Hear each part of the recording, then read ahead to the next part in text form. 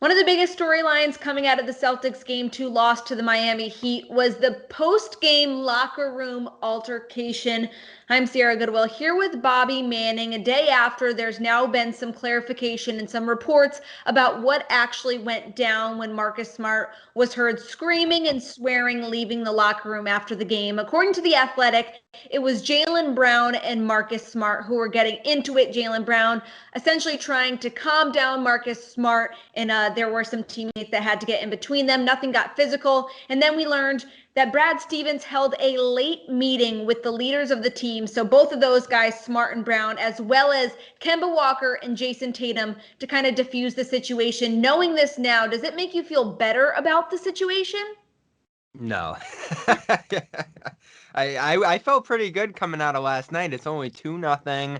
I felt like they just need to work on some minor things, hustle, effort, just attention to detail. And then all of a sudden I hear items are being thrown, and I don't know how you can feel good about that when you only have a day to work it out. Now, the good thing is Brad apparently had a meeting with Kemba, Smart, Brown, the core guys of the team late last night. So they worked to settle it out after Smart stormed out and didn't even talk. But ultimately, it feels like there's finger pointing going on right now. And that's ultimately what set Smart off.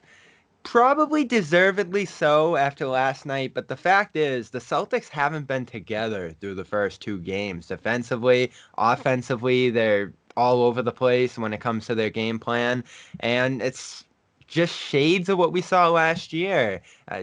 Brad has a plan, but are the players on the court executing it, believing in each other, all these different things? Again, though, I go back. It's only 2-0. The Celtics were up 2-0 last round, and it went to a game seven. So the panic button shouldn't be going off. They got good news last night that we'll get to in the next video, but it's concerning that they reacted to that extreme after the game. Yeah, and it's frustrating and disappointing too because I mean, I covered the Celtics thoroughly this season. I was in the locker room before and after pretty much every home game.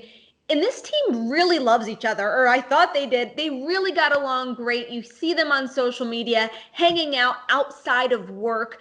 And so for something like this to go down in a playoff series, to kind of dismantle the chemistry that they've built all season long, is definitely frustrating. What do they need to do to get back on track? It's a quick turnaround for game three. What needs to happen for this team to kind of pull it together and hopefully scratch out a win?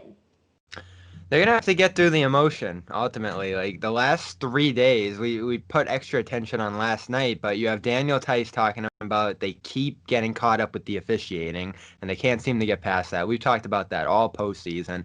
Getting back is the number one thing. They got to get back on defense. They did a better job in the first half, but that's just something you have to do. Brad said they don't even have to watch tape to figure that out. You just have to get back on defense. And then we talk about the zone.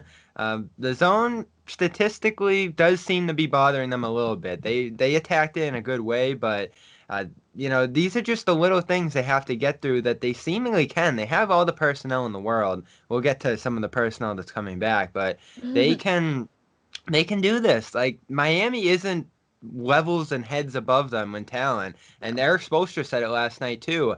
Nothing schematic is what's deciding the series right now. It's all attention to detail, hustle, and just the little things. And I thought it was interesting. Duncan Robinson said the Heat had a little blow up in their locker room at halftime, and Yeah. then they come out just killing it in the third quarter. So they can get past this. They ultimately will. And Saturday's going to be a huge, huge moment, and they got to play a complete game. They can't have a quarter like the third. Well, for all of our Celtics coverage leading up to that game three, you can find it on our website at clnsmedia.com and on our YouTube channel at Celtics All Access.